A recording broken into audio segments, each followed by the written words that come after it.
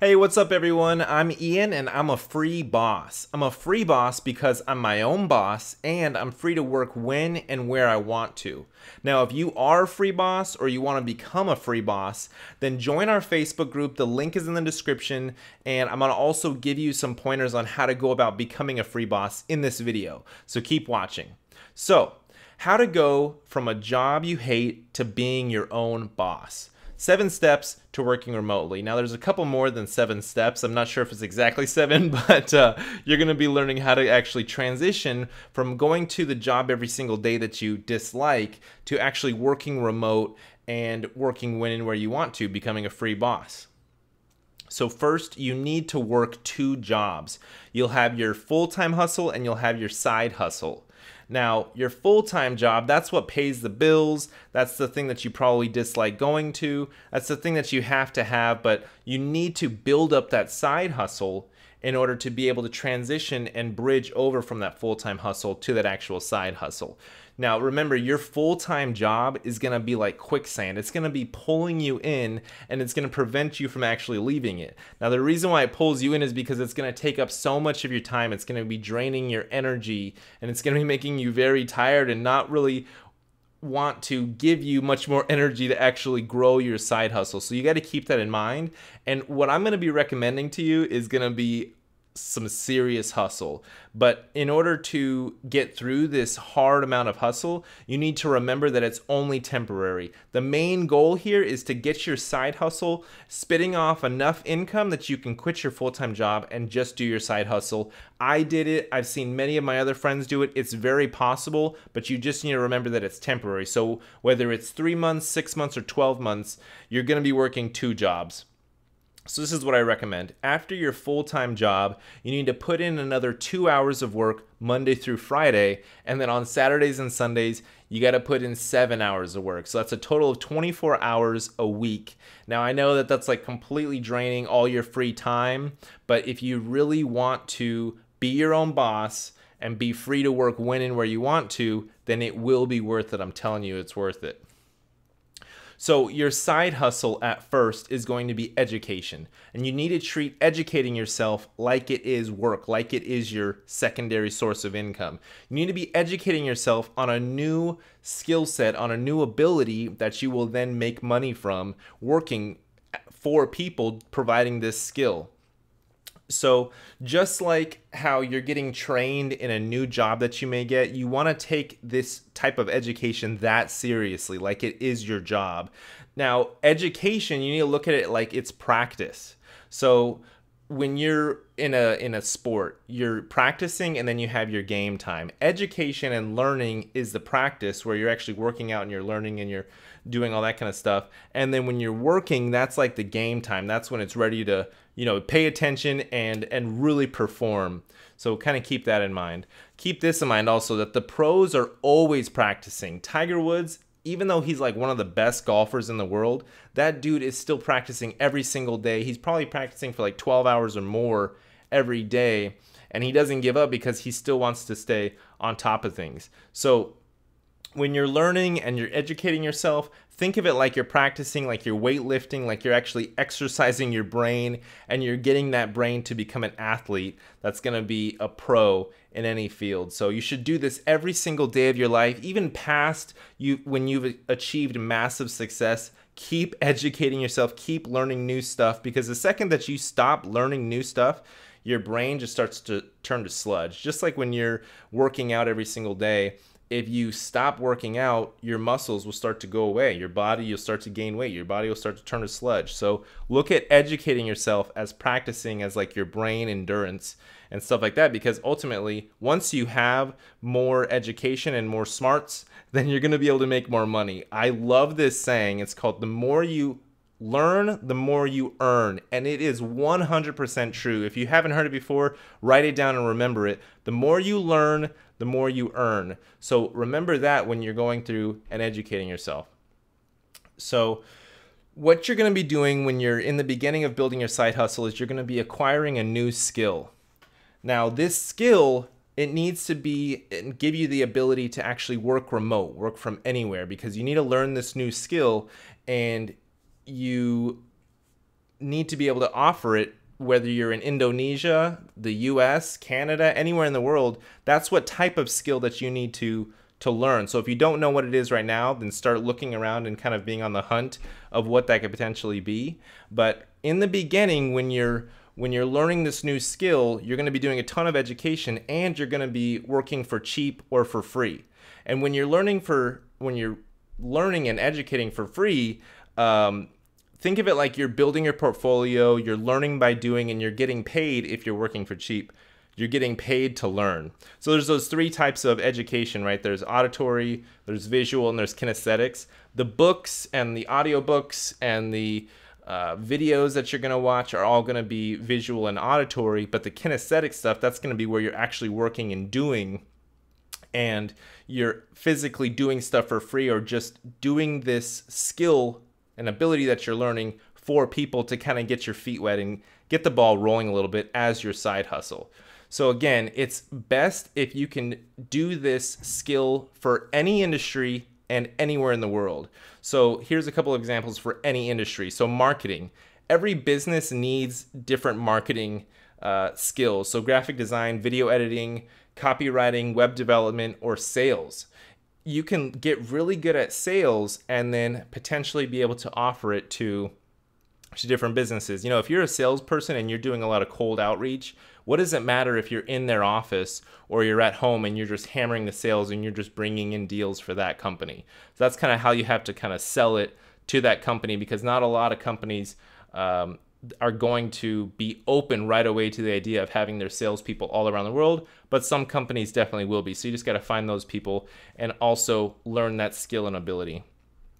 As you're growing your side hustle, you're going to be building your portfolio, like I mentioned before, and you're going to use this portfolio to land more deals in the future. So you got to look at every project that you work on as an asset that you now have done, and you can use it as a selling asset to bring to the table for all future prospects. So if you've built a website before and you're trying to now land more website deals, show the future prospect, the future client, that website that you built, and show them how awesome it is, and really explain to them why you built it that way and how you designed it and everything like that. And that's how it really makes more sense to do free work, because people are not going to really turn away free work. But once you have these assets, it makes closing deals so much easier, and you'll be able to get those referrals from those people that you did free work for. I mean, if you did a great job for them, chances are that they're going to be okay with recommending you and talking to other people and saying, hey, yeah, he did a great job for me. You gotta check that out, check that person out, and check out and give him a try, you know, give him a low cost try, you know. So maybe you go from free to cheap to then raising your prices as you grow your business. I personally have landed a lot of clients, a lot of jobs, and a lot of opportunities just from doing something for free first, looking at it as temporary, and then over time that turned into a paying gig. So you need to, once you have your education and your skills and abilities and your side hustle is in full force, then you really need to start finding the work. So here are a few platforms of where you can find this work. You can go to Fiverr.com. Fiverr.com is probably the cheapest, but it may be the easiest as far as finding work. And again, it's going to depend on the skill set that you're offering people. Freelancer.com, Upwork.com, FreeUp.com. It's probably one that's not as big as it should be, but FreeUp.com is a place that acts more like a concierge service. I actually do a lot of work for clients through FreeUp.com, as well as I hire a lot of workers through FreeUp.com, and it's this amazing platform. My buddies actually are running the company, and they're doing a really great job running the company. So if you do go to FreeUp.com and you want to sign up as a worker or as a client, tell them that Ian sent you, and you'll get taken care of really well. Thumbtack is more for the painters and the roofing stuff. It's more for physical jobs, but there may be some opportunities on Thumbtack for different type of jobs. Craigslist.com, you can always land some work through Craigslist, but finding the work and hunting for the work is going to be one of the biggest keys to your success, really. So once you find the work, don't stop hunting. Always be looking for work. I think that's what a lot of people do is they start to find work and they start to get a good little client base, and then they kind of just chill and they just kind of chew through that client and that work that they get. And what happens there is they get comfortable, and then all of a sudden when those clients leave or something happens, maybe it's a slow season, those clients stop hiring them, then all of a sudden they're out of work, and then all of a sudden they need to start hunting, and they didn't keep their pipeline full, and everything just left them, and then they kind of figured, oh wow, there's no more money. Now I need to go figure out. So always keep hunting, always keep searching, keep your pipeline full. And how you can do this is when you have a happy customer, when you have a happy client, that is the exact time to say, hey, who do you know that you can send my way? Who do you know that needs video editing as well? Do you have any business owner friends? Really push on your current client base that you will give a discount to one of their friends. You'll do a spec job or a free work for one of their friends if they just introduce you, because business owners are friends with business owners. If you or working for one business owner, chances are they have 2 or 3 other friends that could potentially use your services, but you're never going to get that introduction unless you physically ask and push your way into that door. So you really need to leverage your current client base to get more referrals from them as you're trying to grow this side hustle snowball. Now, as you grow that side hustle snowball, you need to be saving all that money. You're going to be making money from your full-time job, and you're going to have that side hustle money coming in. And a lot of people would just go and increase their expenses. They'd get a nicer car, they'd get new clothes, all this kind of stuff, but that's still going to keep you trapped. So you need to not do that, and you need to save your money, keep your expenses as low as possible, and keep your income, trying to get that as high as possible for at least your side hustle. Try and save up at least 6 months of living expenses, just liquid in the bank cash. So if your monthly living expenses is, let's just say, $4,000, 4 times 6, if my math is right, it's $24,000. Save up $24,000, and then you at least have a goal of, okay, that's the time when I can actually quit my full-time job. Is once you have a steady stream of income coming in from your side hustle, and you have at least 6 months of living expenses saved in the bank, then you can say peace out to your full-time job. Then what you do is you invest that money saved, because you should have a stream of income coming in, and you can afford to invest half of it, all of it, whatever you feel comfortable with. Invest that into your side hustle to then grow that side hustle and take your income of that side hustle, trying to double it or increase it by 50%. Investing into your side hustle could be hiring a team, running ads to get more leads, invest in more education, invest in education for acquiring other skills and abilities. Maybe you learned copywriting and you got really good at copywriting. Then maybe you're like, well, shoot, if I learn video editing, then I can take I can create a video from the actual blog or article that I wrote, and I can then offer more pieces of content, and I can increase my price and all that kind of stuff. So being able to offer more for your clients is going to get them to spend more money with you.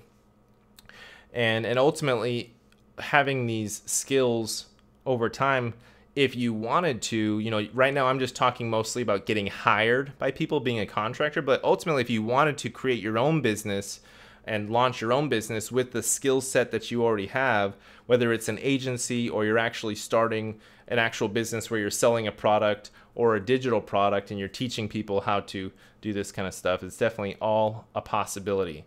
So then invest that money that you have saved. And that is the last slide. So I hope this does help you and give you an idea that you can go from working full-time in a job that you hate to then transitioning over a period of, let's say, 6 months or so, and getting out of that job that you dislike. So hope this was helpful. Again, if you want to become a free boss, join the Facebook group linked below. That's going to help you to learn how to become a free boss, and you're also going to be connecting with other people that are free bosses so that you can go through this transition process and have a lot of support and have a lot of education in going from the transition from full-time to having full-time and your side hustle to then just having your side hustle be your full-time job. So again, this is Ian, and thank you so much for watching.